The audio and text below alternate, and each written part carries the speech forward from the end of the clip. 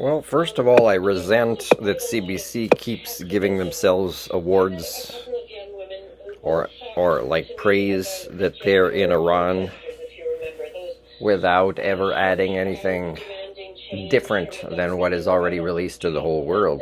Like, it's nice you're there, nobody reviews your, that means you're allowed to be journalists, but I mean, you must be staying in your hotels a lot because you're really not offering much more, eh? So maybe you're not allowed to receive it, even though you're allowed to be there. Or maybe you're like, you're not going to get it. But anyways, there might not even be that much more, so please don't give yourselves any journalistic awards, right? Today is Sunday, June 14th, just after 6 p.m. on, on the Pacific time here in Canada.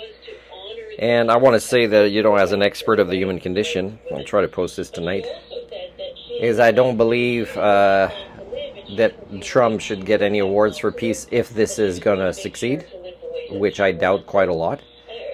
And I haven't been really following geopolitics in the way of two people that I used to watch on YouTube that were both declared as experts, but that often had very different opinions about things. One of them is Jeffrey Sachs. I would go for him more, although he's a bit passionate sometimes that he's might lose a little bit of objectivity, but not as much as the other guy whose name is Peter Zion, I think, or something like that. I haven't seen him for a while. It gets on my nerves. I think I unsubscribed to him, but I might go see what he's saying these days. But one thing I want to say is, this is very likely maybe peace among Iran and the USA. Not sure how Hezbollah would agree with this, but I'm pretty sure this is more likely to be the beginning of the war of Israel's Zionists against the entire world. So that means, of course, they will have supporters, and they'll have people that shouldn't be supporters. They'll just be confused for a long time until they realize everybody's at war with the Zionists, right? It's a form of mental illness, and we kept giving them weapons and influence and power and letting them get away with believing their own lies, really, for such a long time. That it's the insanity of the human condition's tipping points of past, right? So this is the world we're in. Like, you can't have the word ceasefire when there's no ceasefire. You can't have the word peace when it's forced onto people by force. What you require is the concept of human thinking tools, which is not something you get from mining metals, right? It's all about the original form of technology that you've always avoided doing, and eventually got so intellectually lazy that the tipping point's passed that now you're the most irresponsible species on the planet, the most harmful to life on this planet, right? Again, I want to say millionaires are villains, billionaires are supervillains, and Elon Musk is the devil, if you want to believe in that stuff. Because for me, the elusive Homo sapien that's self-actualized, living at this time of history among my own species and what they're doing, it's hell on earth.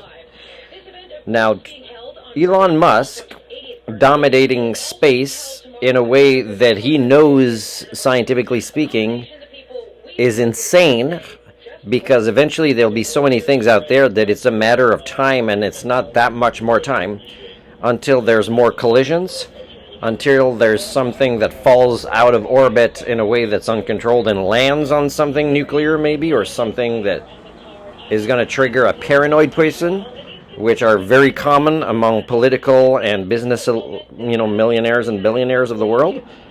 But also, once that debris starts getting accelerated into dangerous pieces, is you're creating a sphere around the earth where even Elon Musk, the devil himself, if you believe in that stuff, I don't, the supernatural Bible-related devil, but the guy, if there was a non-fiction type of devil, it would be somebody who acts like this, right?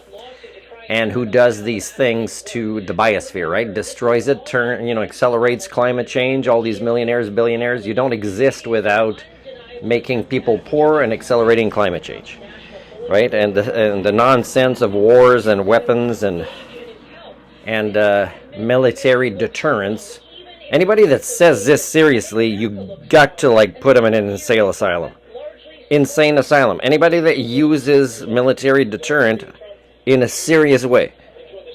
If you don't do that, then again, tipping point pass. And of course, they have all passed the tipping point that we can self-correct. At this point, I predict that even humanists are going to start becoming religious, especially because they haven't undergone the maturation process. So that means their mortality will get to them when they get older, and they will somehow try to be very creative and not be religious, but have some sort of afterlife spirituality where they believe they've done great and there's also a great place waiting for them, even though they've been part of the problem as much as religious people.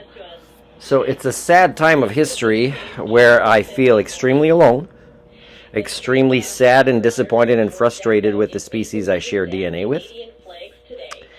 And no matter what you want to think, like the most played sport in the world in this FIFA thing is so corrupted. Capitalism has so corrupted something that I saw as beautiful when I saw kids playing, some of them without even shoes, and with barely any arguments at all, playing soccer in Uganda.